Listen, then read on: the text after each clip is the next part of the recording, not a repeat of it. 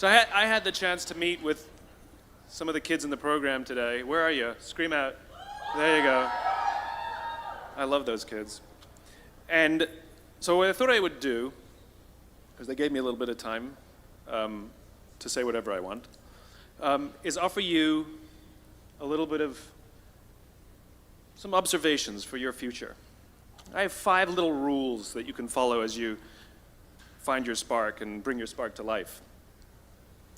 The first is to go after the things that you want. Let me tell you a story. So a friend of mine and I, we went for a run in Central Park. The Roadrunners organization, on the weekends, they host races. And it's very common at the end of the race, they'll have a sponsor who will give away something, apples or bagels or something. And on this particular day, when we got to the end of the run, there were some free bagels. And they had picnic tables set up, and on one side was a group of volunteers. On the table were boxes of bagels, and on the other side was a long line of runners waiting to get their free bagel. So I said to my friend, let's get a bagel. And he looked at me and said, the line's too long. And I said, free bagel. And he said, I don't want to wait in line. And I was like, free bagel. And he says, nah, it's too long. And that's when I realized that there's 2 ways to see the world. Some people see the thing that they want, and some people see the thing that prevents them from getting the thing that they want. I could only see the bagels. He could only see the line. And so I walked up to the line. I leaned in between 2 people, put my hand in the box, and pulled out 2 bagels. And no one got mad at me, because the rule is you can go after whatever you want. You just cannot deny anyone else to go after whatever they want. Now, I had to sacrifice choice. I didn't get to choose which bagel I got. I got whatever I pulled out, but I didn't have to wait in line. So the point is you don't have to wait in line. You don't have to do it the way everybody else has done it. You can do it your way. You can break the rules. You just can't get in the way of somebody else getting what they want. That's rule number 1. Rule number 2. I like this one. In the 18th century, there was something that spread across Europe and eventually made its way to America called puerperal fever, also known as the Black Death of childbed. Basically what was happening is women were giving birth and they would die within 48 hours after giving birth. This Black Death of childbirth was the ravage of Europe, and it got worse and worse and worse over the course of over a century. In some hospitals, it was as high as 70% of women who gave birth who would die as a result of giving birth. But this was the Renaissance. This was the time of empirical data and science, and we had thrown away things like tradition and mysticism. These were men of science. These were doctors. And these doctors and men of science wanted to study and try and find the reason for this Black Death of childbed, and so they got to work studying, and they would study the corpses of the women who had died. And in the morning they would conduct autopsies, and then in the afternoon they would go and deliver babies and finish their rounds. And it wasn't until somewhere in the mid-1800s that Dr. Oliver Wendell Holmes, father of Supreme Court Justice Oliver Wendell Holmes, realized that all of these doctors who were conducting autopsies in the morning weren't washing their hands before they delivered babies in the afternoon. And he pointed it out and said, guys, you're the problem. And they ignored him and called him crazy for 30 years. Until finally somebody realized that if they simply washed their hands, it would go away. And that's exactly what happened. When they started sterilizing their instruments and washing their hands, the Black Death of childbed disappeared.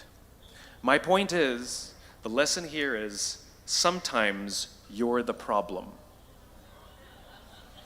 We've seen this happen all too recently with our new men of science and empirical studiers and these men of finance. who are smarter than the rest of us until the thing collapsed. And they blamed everything else except themselves. And my point is take accountability for your actions. You can take all the credit in the world for the things that you do right, as long as you also take responsibility for the things you do wrong. It must be a balanced equation. You don't get it one way and not the other. You get to take credit when you also take accountability. That's lesson 2. Lesson 3, take care of each other. The United States Navy SEALs are perhaps the most elite warriors in the world. And one of the SEALs was asked, who makes it through the selection process? Who is able to become a SEAL? And his answer was, I can't tell you the kind of person that becomes a SEAL. I can't tell you the kind of person that makes it through BUD/S. But I can tell you the kind of people who don't become SEALs. He says the guys that show up with huge, bulging muscles covered in tattoos who want to prove to the world how tough they are, none of them make it through. He said the preening leaders who like to delegate all their responsibility and never do anything themselves, none of them make it through. He said the star college athletes who've never really been tested to the core of their being, none of them make it through. He says some of the guys that make it through are skinny and scrawny. He said some of the guys that make it through, you will see them shivering out of fear.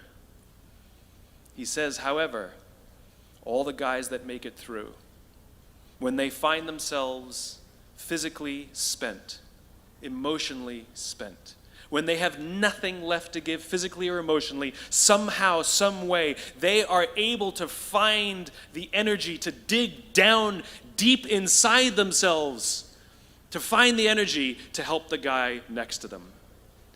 They become SEALs, he said.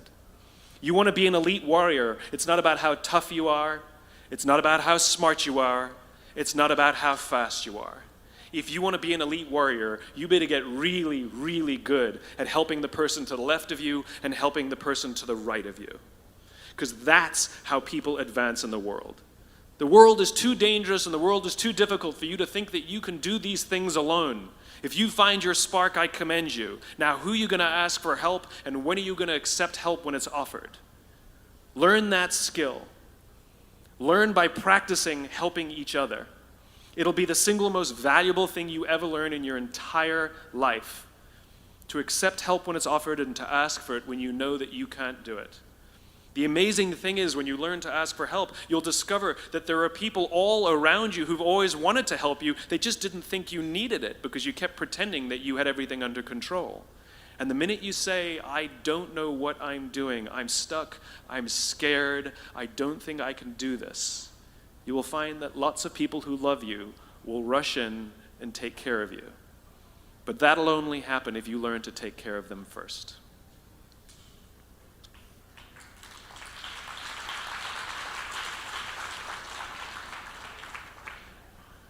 Lesson 4. Nelson Mandela is a particularly special case study in the leadership world because he is universally regarded as a great leader. You can take other personalities, and depending on the nation you go to, we have different opinions about other personalities. But Nelson Mandela, across the world, is universally regarded as a great leader. He was actually the son of a tribal chief. And he was asked one day, how did you learn to be a great leader? And he responded that he would go with his father to tribal meetings. And he remembers 2 things when his father would meet with other elders. 1, they would always sit in a circle. And 2, his father was always the last to speak. You will be told your whole life that you need to learn to listen. I would say that you need to learn to be the last to speak. I see it in boardrooms every day of the week. Even people who consider themselves good leaders, who may actually be decent leaders, will walk into a room and say, here's the problem, here's what I think, but I'm interested in your opinion, let's go around the room. It's too late. The skill to hold your opinions to yourself until everyone has spoken does two things. One, it gives everybody else the feeling that they have been heard. It gives everyone else the ability to feel that they have contributed. And two, you get the benefit of hearing what everybody else has to think before you render your opinion. The skill is really to keep your opinions to yourself. If you agree with somebody, don't nod yes. If you disagree with somebody, don't nod no. Simply sit there, take it all in, and the only thing you're allowed to do is ask questions so that you can understand what they mean and why they have the opinion that they have. You must understand from where they are speaking, why they have the opinion they have, not just what they are saying. And at the end, you will get your turn. It sounds easy, it's not. Practice being the last to speak. That's what Nelson Mandela did. Number 5. This is Monty Python. 1, 2, 5, 3. For all the other nerds in the audience. There's one. Number 5. My favorite one of all. True story. There was a former Undersecretary of Defense who was invited to give a speech at a large conference, about 1,000 people. And he was standing on the stage with his cup of coffee and a styrofoam cup, giving his prepared remarks with his PowerPoint behind him. And he took a sip of his coffee and he smiled and he looked down at the coffee. And then he went off script. And he said, last year I spoke at this exact same conference. Last year I was still the undersecretary. And when I spoke here last year, they flew me here business class. And when I arrived at the airport, there was somebody waiting for me to take me to my hotel. And they took me to my hotel and they had already checked me in and they just took me up to my room. And the next morning I came downstairs and there was someone waiting in the lobby to greet me and they drove me to this here same venue. They took me through the back entrance and took me into the green room and handed me a cup of coffee in a beautiful ceramic cup. He says, I'm no longer the undersecretary. I flew here coach. I took a taxi to my hotel and I checked myself in. When I came down the lobby this morning, I took another taxi to this venue. I came in the front door and found my way backstage, and when I asked someone, do you have any coffee? He pointed to the coffee machine in the corner, and I poured myself a cup of coffee into this here styrofoam cup. He says the lesson is, the ceramic cup was never meant for me.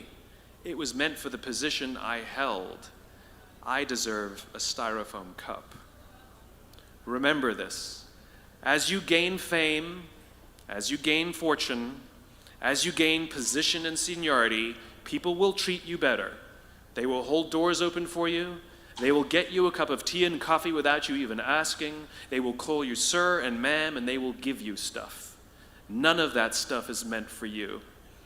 That stuff is meant for the position you hold. It is meant for the level that you have achieved of leader or success or whatever you want to call it. But you will always deserve a styrofoam cup. Remember that. Remember that lesson of humility and gratitude. You can accept all the free stuff. You can accept all the perks. Absolutely, you can enjoy them.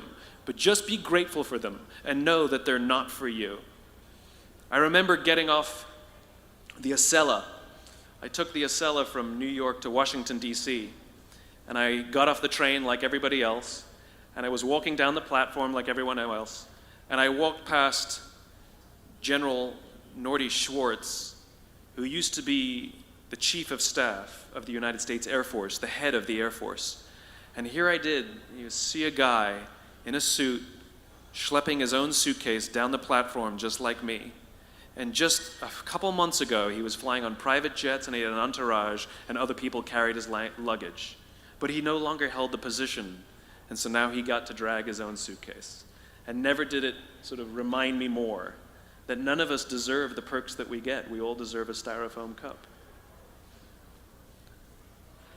It was a pleasure meeting you guys this afternoon.